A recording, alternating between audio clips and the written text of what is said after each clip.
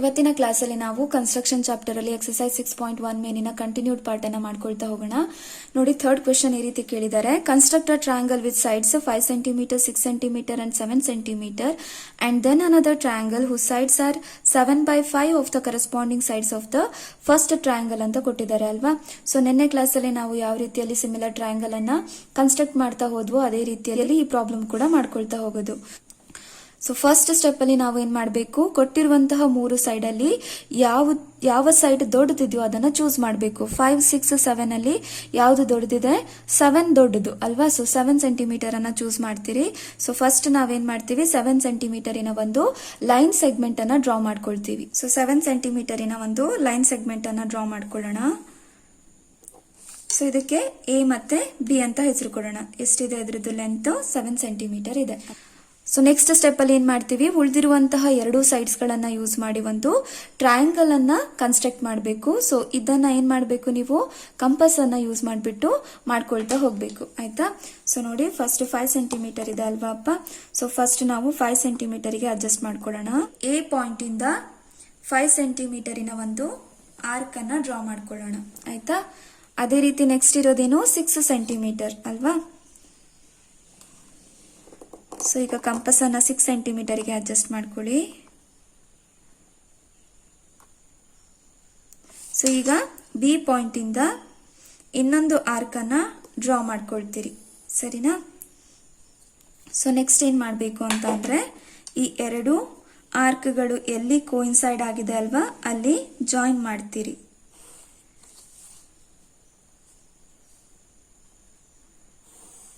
So ಇಲ್ಲಿಗೆ ಏನಾಯ್ತು, ಒಂದು ಟ್ರಯಾಂಗಲ್ ಕನ್ಸ್ಟ್ರಕ್ಟ್ ಆಯ್ತು. ಸೊ ಇದೆಷ್ಟಿದೆ ಅಪ್ಪ, ಇದನ್ನ ಸಿ ಅಂತ ಹೆಸರು ತಗೊಂಡ್ಬಿಡೋಣ. ಸೊ ಇದೆಷ್ಟಿದೆ, 5 ಸೆಂಟಿಮೀಟರ್ ಇದೆ. ಸಿ ಬಿ 6 ಸೆಂಟಿಮೀಟರ್ ಇದೆ. ಅದೇ ರೀತಿಯಲ್ಲಿ ಸ್ಟೆಪ್ಸ್ ಆಫ್ ಕನ್ಸ್ಟ್ರಕ್ಷನ್ ಕೂಡ ಬರ್ಕೊಳ್ತಾ ಹೋಗೋಣ. ಸೊ ಫಸ್ಟ್ ಸ್ಟೆಪ್ ಅಲ್ಲಿ ಏನ್ ಮಾಡಿದ್ವಿ ಅಪ್ಪ, ನಾವು ಒಂದು ಎ ಬಿ ಅನ್ನೋ ಲೈನ್ ಅನ್ನ ಡ್ರಾ ಮಾಡಿದ್ವಿ. ಅದೆಷ್ಟಿತ್ತು, 7 ಸೆಂಟಿಮೀಟರ್ ಇತ್ತು ಅಲ್ವಾ. Draw a line A B of 7 centimetre.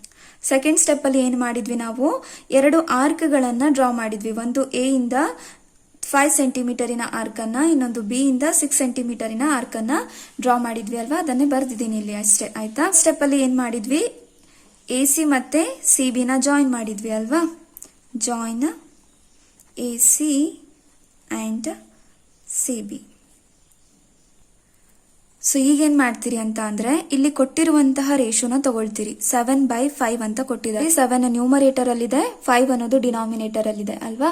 ನಿನ್ನೆ ಕ್ಲಾಸ್ ಅಲ್ಲಿ ನಿಮಗೆ ಆಲ್ರೆಡಿ ನಾನು ಹೇಳಿದ್ದೆ ಅಲ್ವಾ ಅಪ್ಪ, ಯಾವ ರೀತಿಯಲ್ಲಿ ನಿಮಗೆ ಟ್ರಯಾಂಗಲ್ ದೊಡ್ಡದ್ ಬರುತ್ತೋ ಸಣ್ಣದ್ ಬರುತ್ತೋ ಅನ್ನೋದು ಗೊತ್ತಾಗುತ್ತೆ ಅಂತ ಹೇಳಿದ್ದೆ. ಯಾವ್ದ್ರ ಮೇಲೆ ಡಿಪೆಂಡ್ ಆಗಿರುತ್ತೆ, ಯಾವಾಗ್ಲೂ ನ್ಯೂಮರೇಟರ್ ಮೇಲೆ ಡಿಪೆಂಡ್ ಆಗಿರುತ್ತೆ, ಆಯ್ತಾ. ಸೊ ನೋಡಿ, ಇಲ್ಲಿ ಏನಾಗಿದೆ, ನ್ಯೂಮರೇಟರ್ ಡಿನಾಮಿನೇಟರ್ ಗಿಂತ ಏನಾಗಿದೆ, ದೊಡ್ಡದಾಗಿದೆ. ಹಾಗಾಗಿ ದೊಡ್ಡ ಟ್ರಯಾಂಗಲ್ ಬರುತ್ತೆ, ಅಥವಾ ಹೊರಗಡೆ ಇನ್ನೊಂದು ಟ್ರಯಾಂಗಲ್ ಬರುತ್ತೆ. ಅರ್ಥ ಆಗ್ತಿದೆ ಅಲ್ವಾ. ಅದೇ 5/7 ಇತ್ತು ಅಂತ ಅಂದ್ರೆ ಏನಾಗ್ತಿತ್ತು, ಟ್ರಯಾಂಗಲ್ ಸಣ್ಣ ಬರ್ತಿತ್ತು, ಇದರ ಒಳಗೆ ಬರ್ತಿತ್ತು, ಆಯ್ತಾ. ಸೊ ನ್ಯೂಮರೇಟರ್ ದೊಡ್ಡದಿದೆ ಡಿನಾಮಿನೇಟರ್ ಗಿಂತ, ಹಾಗಾಗಿ ಏನಾಗುತ್ತೆ, ಹೊರಗಡೆ ಟ್ರಯಾಂಗಲ್ ಕನ್ಸ್ಟ್ರಕ್ಟ್ ಆಗುತ್ತೆ.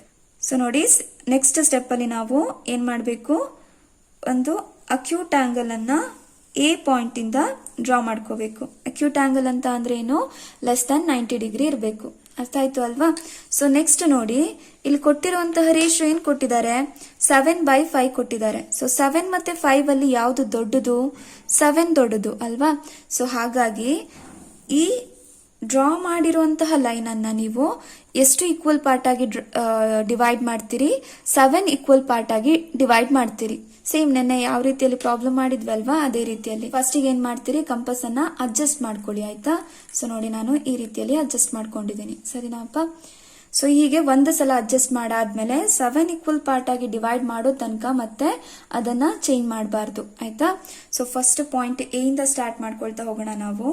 ಎ ಪಾಯಿಂಟ್ ಅಲ್ಲಿ ಇಟ್ಕೊಂಡು ಒಂದು ಆರ್ಕ್ ಅನ್ನ ಎಳ್ಕೊಳ್ಳಿ. ಸೊ ಇದು ಒಂದಾಯ್ತು. So next 2, 3, 4, 5, 6, 7. ಓಕೆನಾ.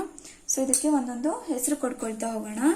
ಸೊ ನೋಡಿ, A1, A2, A3, A4, A5, A6, A7 ಅಂತ ಕೊಡ್ತೀನಿ ಆಯ್ತಾ. ಸೊ ಇದನ್ನ ಎಂ ಅಂತ ತಗೊಳ್ಳೋಣ. ಸೊ ಈಗ ನೆಕ್ಸ್ಟ್ ಸ್ಟೆಪ್ ಅಲ್ಲಿ ಏನ್ ಮಾಡ್ತೀರಿ, ಸೈಡ್ಸಿನ ರೇಷಿಯೋನ ನೋಡ್ತೀರಿ. ಈಗ ಡಿನಾಮಿನೇಟರ್ ಅಲ್ಲಿ ಏನಿದೆ ಅದನ್ನ ಬಿ ಜೊತೆಗೆ ಜಾಯಿನ್ ಮಾಡ್ತೀರಿ. ಡಿನಾಮಿನೇಟರ್ ಅಲ್ಲಿ ಏನಿದೆ ಅಪ್ಪ, ಇಲ್ಲಿ 5 ಇದೆ ಅಲ್ವಾ. ಹಾಗಾಗಿ ನಾವೇನ್ ಮಾಡಬೇಕು, A5 ಅನ್ನ ಬಿ ಜೊತೆಗೆ ಜಾಯಿನ್ ಮಾಡಬೇಕು.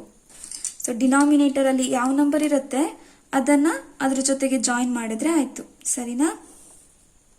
ಸ್ಟೆಪ್ಸ್ ಆಫ್ ಕನ್ಸ್ಟ್ರಕ್ಷನ್ ಅಲ್ಲಿ ಫೋರ್ತ್ ಸ್ಟೆಪ್ ಅನ್ನ ಏನ್ ಮಾಡಿದ್ವಿ, ನಾವು ಒಂದು ಲೈನ್ ಅನ್ನ ಡ್ರಾ ಮಾಡಿದ್ವಿ, ಅದನ್ನ 7 ಈಕ್ವಲ್ ಪಾರ್ಟ್ ಆಗಿ ಡಿವೈಡ್ ಮಾಡಿದ್ವಿ ಅಲ್ವಾ, ಅದನ್ನೇ ಬರೆಯೋಣ ಇಲ್ಲಿ. ಫಿಫ್ತ್ ಸ್ಟೆಪ್ ಅಲ್ಲಿ ಏನ್ ಮಾಡಿದ್ವಿ, A5 ಅನ್ನ ಬಿ ಜೊತೆಗೆ ಜಾಯಿನ್ ಮಾಡಿದೀವಿ. So join A5 to B.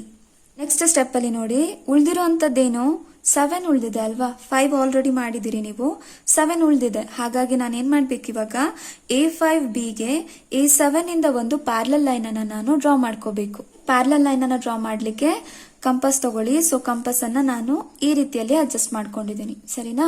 A5 ಇಂದ, ಸರಿನಾ, A5 ಇಂದ ಒಂದು ಆರ್ಕ್ ಅನ್ನ ಡ್ರಾ ಮಾಡ್ಕೊಳ್ಳಿ. ಈ ರೀತಿಯಲ್ಲಿ ಒಂದು ಆರ್ಕ್ ಅನ್ನ ಡ್ರಾ ಮಾಡ್ಕೊಳ್ಳಿ. ಸೊ ನೆಕ್ಸ್ಟ್ ಇರೋದೇನು, ರೇಷಿಯೋ 7 ಇದೆ ಅಲ್ವಾ ಅಪ್ಪ. ಹಾಗಾಗಿ ಸೇಮ್ ಮೆಜರ್ ಅಲ್ಲೇ, ಸೇಮ್ ಕಂಪಸ್ ಅನ್ನ ಮತ್ತೆ ಚೇಂಜ್ ಮಾಡ್ಲಿಕ್ಕೆ ಹೋಗ್ಬೇಡಿ. ಸೇಮ್ ಮೆಜರ್ ಅಲ್ಲೇ ಇಟ್ಕೊಂಡು A7 ಇಂದ ಇನ್ನೊಂದು ಆರ್ಕ್ ಅನ್ನ ಡ್ರಾ ಮಾಡ್ಕೊಳ್ಳಿ. ಸೊ ಈ ರೀತಿಯಲ್ಲಿ ಡ್ರಾ ಮಾಡ್ಕೊಳ್ಳಿ.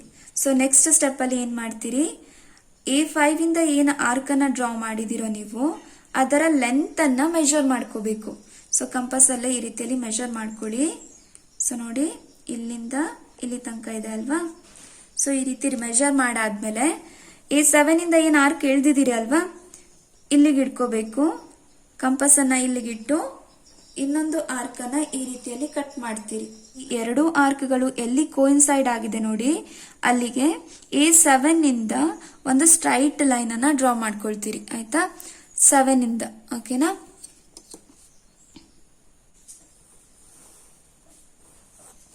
ಈ ರೀತಿಯಲ್ಲಿ ಒಂದು ಸ್ಟ್ರೈಟ್ ಲೈನ್ ಅನ್ನ ಡ್ರಾ ಮಾಡ್ಕೊಳ್ಳಿ. ನೆಕ್ಸ್ಟ್ ಈ ಲೈನ್ ಇದೆಯಲ್ವಾ ಅಪ್ಪ, AB ಅನ್ನೋ ಲೈನ್ ಇದೆಯಲ್ವಾ, ಅದನ್ನ ಎಕ್ಸ್ಟೆಂಡ್ ಮಾಡಿ. ಈ ರೀತಿಯಲ್ಲಿ ಎಕ್ಸ್ಟೆಂಡ್ ಮಾಡಿ. ಒಂದು ಹೆಸರು ಕೊಡೋಣ, ಡಿ ಅಂತ ಹೆಸರು ಕೊಡೋಣ. A5 ಬಿಗೆ ಒಂದು ಪ್ಯಾರಲಲ್ ಲೈನ್ ಅನ್ನ ನಾವು A7 ಇಂದ ಡ್ರಾ ಮಾಡಿದಾಗ ಆಯ್ತು ಆಯ್ತಾ.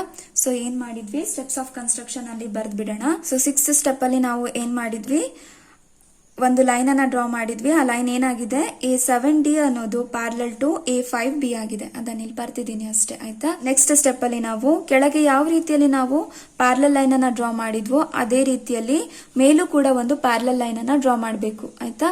ಸೊ CBಗೆ ಒಂದು ಪ್ಯಾರಲಲ್ ಲೈನ್ ಅನ್ನ D ಇಂದ ಡ್ರಾ ಮಾಡ್ತೀರಿ ಆಯ್ತಾ. ಸೊ ಅದಕ್ಕೆ ಫಸ್ಟ್ ಒಂದ್ಸಲ ಕಂಪಾಸ್ ತಗೊಳ್ಳಿ, ಒಂದು ಸಲ ಅಡ್ಜಸ್ಟ್ ಮಾಡ್ಕೊಳ್ಳಿ ಆಯ್ತಾ.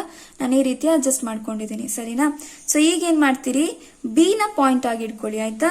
B ಇಂದ ಒಂದು ಆಂಗಲ್ ಅಥವಾ ಆರ್ಕ್ ಅನ್ನ ಡ್ರಾ ಮಾಡ್ಕೊಳ್ಳಿ. ಓಕೆನಾ. ಸೊ ಸೇಮ್ ಮೆಜರ್ ಅಲ್ಲಿ D ಇಂದ ಇನ್ನೊಂದು ಆರ್ಕ್ ಅನ್ನ ಡ್ರಾ ಮಾಡ್ಕೋಬೇಕು ನೀವು. ಸೊ ನೆಕ್ಸ್ಟ್ ಏನ್ ಮಾಡ್ತೀರಿ, B ಇಂದ ಇನ್ನೊಂದು ಆರ್ಕ್ ಅನ್ನ ಡ್ರಾ ಮಾಡಿದಿರಿ ಅಲ್ವಾ, ಅದರ ಲೆಂತ್ ಅನ್ನ ಮೆಜರ್ ಮಾಡ್ಕೊಳ್ಳಿ ಕಂಪಾಸ್ ಅಲ್ಲಿ. ಸೊ ಇಷ್ಟಿದೆ. ಸೊ ಈಗ D ಇಂದ ಏನ್ ಆರ್ಕ್ ಎಳ್ದಿದಿರೋ ಅದನ್ನ ಕಟ್ ಮಾಡಿ ಈ ರೀತಿಯಲ್ಲಿ, ಸರಿನಾ. ಸೊ ಈ ಎರಡು ಲೈನ್ಸ್ ಗಳು ಎಲ್ಲಿ ಕೋಇನ್ಸೈಡ್ ಆಗಿದೆ ಅಲ್ವಾ, ಅದಕ್ಕೆ D ಇಂದ ಒಂದು ಸ್ಟ್ರೈಟ್ ಲೈನ್ ಅನ್ನ ಡ್ರಾ ಮಾಡ್ಕೊಳ್ಳಿ. ಸೊ ನೋಡಿ, ಈ ರೀತಿಯಲ್ಲಿ ಒಂದು ಸ್ಟ್ರೈಟ್ ಲೈನ್ ಅನ್ನ ಡ್ರಾ ಮಾಡ್ಕೊಳ್ಳಿ. ನೆಕ್ಸ್ಟ್ ಸ್ಟೆಪ್ ಅಲ್ಲಿ ಏನ್ ಮಾಡ್ತೀರಿ ಅಂತ ಅಂದ್ರೆ, ಈ AC ಇದೆಯಲ್ವಪ್ಪ, ಈ AC ಲೈನ್ ಅನ್ನ ಎಕ್ಸ್ಟೆಂಡ್ ಮಾಡಿ ಆಯ್ತಾ. ಸೊ ನೋಡಿ, ಈ ರೀತಿಯಲ್ಲಿ ಎಕ್ಸ್ಟೆಂಡ್ ಮಾಡಿ. ಸೊ ಇದಕ್ಕೆ E ಅಂತ ಹೆಸರು ಕೊಡ್ತೀನಿ. ಇಲ್ಲಿಗೆ ನಮ್ಮ ಕನ್ಸ್ಟ್ರಕ್ಷನ್ ಮುಗೀತು. ಸೊ 7th ಸ್ಟೆಪ್ ಅಲ್ಲಿ ನಾವು ಏನ್ ಮಾಡಿದ್ವಿ, ದೆನ್ ಡ್ರಾ ಅ ಲೈನ್